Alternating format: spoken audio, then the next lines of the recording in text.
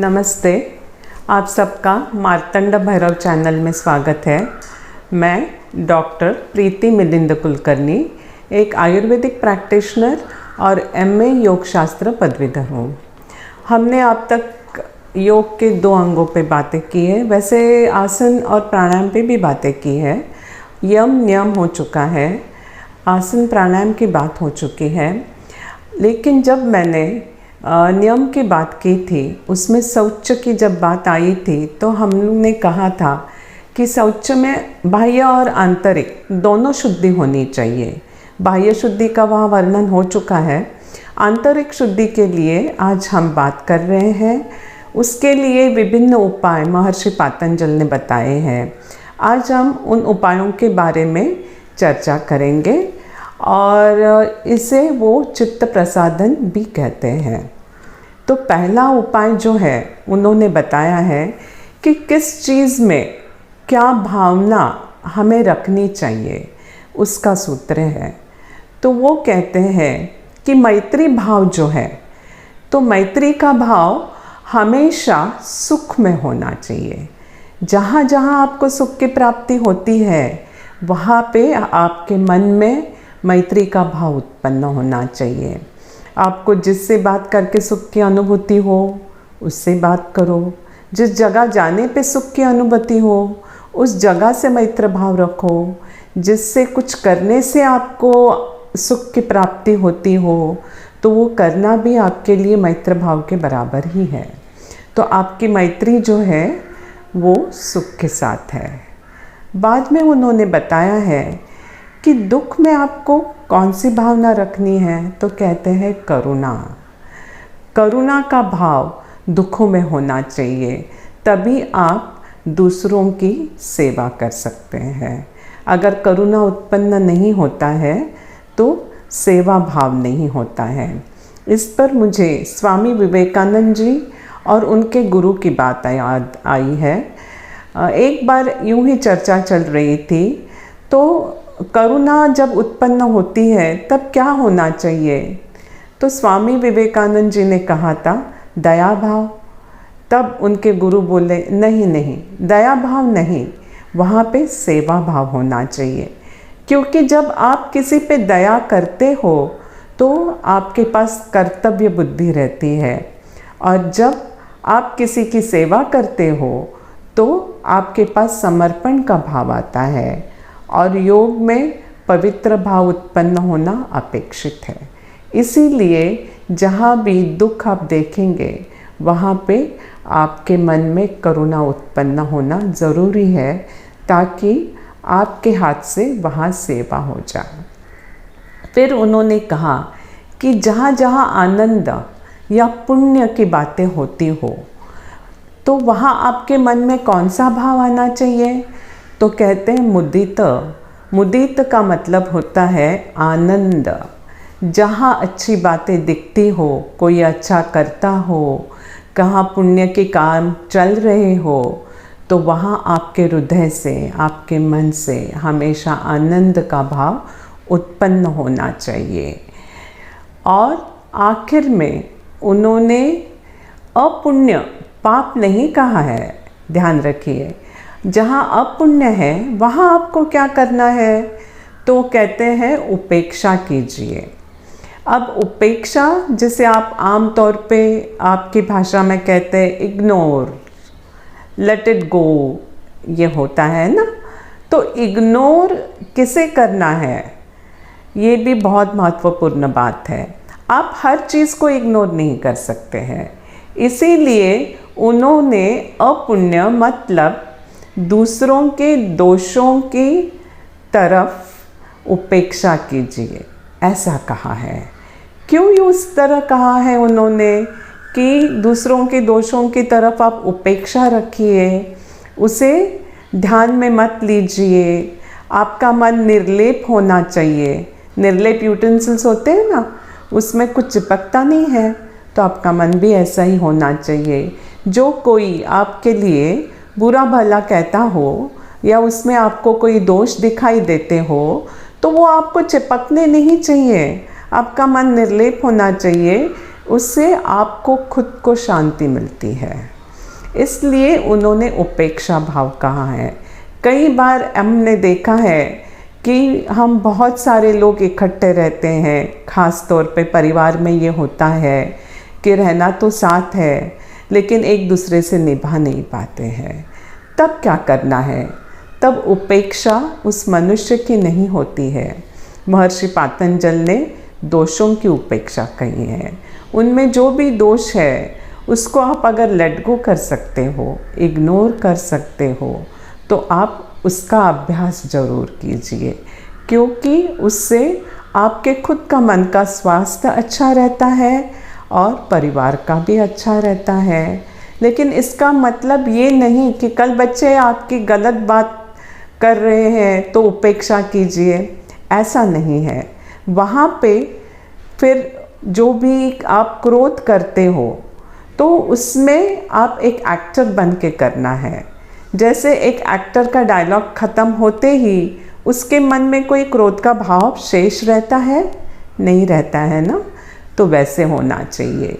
तो उपेक्षा वहाँ करो कि जो करने से हमारे मन को शांति मिले, हमारे परिवार को शांति मिले, हमारे दोस्तों में शांति बने रहे। अपना मन इससे निर्लेप करो। ये सब गुणों से क्या होगा? आगे आपका चित्त जब शुद्ध होगा तो सत्वगुण बढ़ेगा और सत्वगुण ही आपको आगे समाधि की ओर ले जाएगा। ये एक उपाय है किस चीज़ में कौन से भाव रखने हैं। दूसरा उपाय उन्होंने बताया है कि जोर से रेचक कीजिए। जोर से आप रेचक करो और रेचक करने के बाद कुछ क्षण के लिए सांस मत लो, रुक जाइए। फिर से रेचक करो, फिर से रुक जाइए, फिर से रेचक जोर से कीजिए, फिर से रुक जाइए। ऐसे आप आपकी क्षमता के अनुसार बार बार करते रहिए। इससे क्या होगा? तो इससे आपका मन शांत हो जाएगा। ये दूसरा उपाय है। तीसरा उपाय जो उनका है, तो वहाँ पे उन्होंने अलग अलग अपने ही अंगों पे धारणा करने के लिए बताई है। तो कौन कौन सी धारणा बताई है?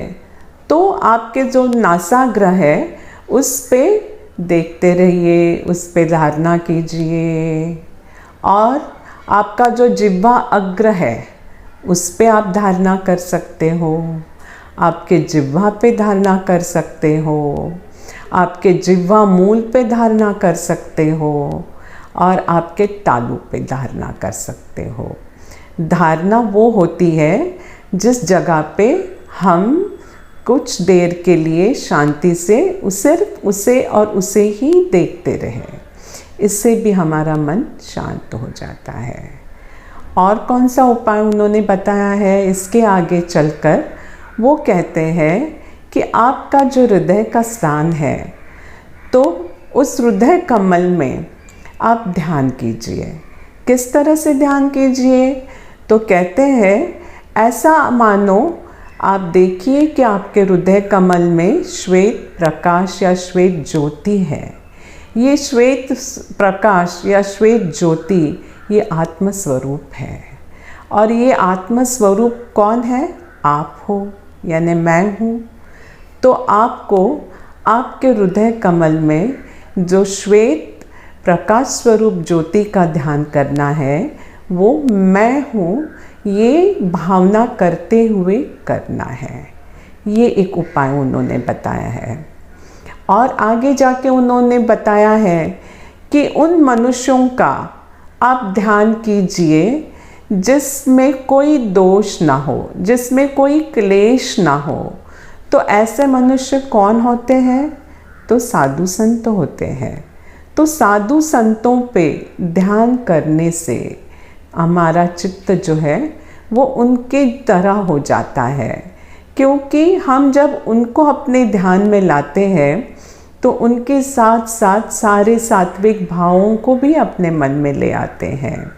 और इस तरह सात्विक भाव पे ध्यान होने से हमारा मन भी सात्विक होने लगता है और सत्वगुण बढ़ने पे हमेशा मन शांत होता है।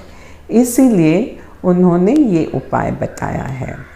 आगे चल के उन्होंने ये भी कहा है कि अगर कोई अच्छा स्वप्न आपने देखा हो तो आप उस पे भी ध्यान कर सकते हो।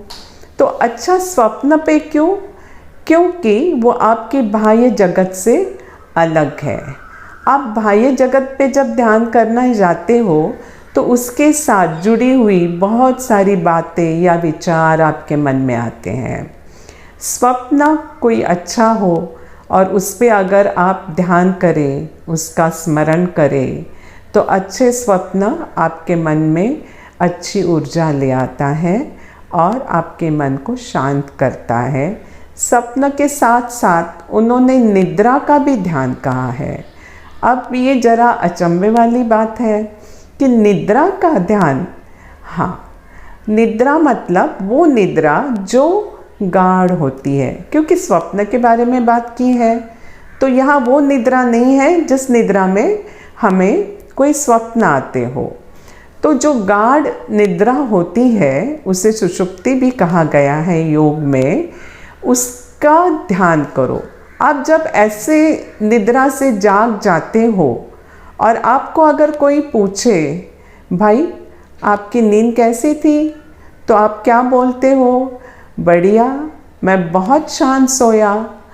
तो ये जब आप बताते हो कि मैं शांत सोया, तो ये आपका अनुभव है ना? आपने इसकी अनुभूति ली है। तो इसी अनुभूति पर, इसी निद्रा पर आप अगर ध्यान करोगे तो वही शांत भाव आपके मन में प्रकट हो जाएगा और सात्विक भाव और सात्विक ऊर्जा निर्माण हो जाएगी। आखिर में उन्होंने कहा चलो मैंने इतने सारे उपाय आपको बताए हैं, इसमें से अगर आपको कोई पसंद नहीं हो तो आपकी इच्छा के अनुसार आप ध्यान कीजिए, लेकिन आपके इच्छा के अनुसार आप जिस पे ध्यान करोगे वो शास्त्र सम्मत होना चाहिए। ये बात भी उन्होंने कही है। तो देखो उन्होंने विविध उपाय बताए हैं, एक ही उपाय नहीं बताया है। उनके उपाय स्थूल से लेके सूक्ष्म तक जाते हैं। उन्होंने विविध उपाय क्यों बताए हैं? क्योंकि सबकी रुचि अलग अलग है।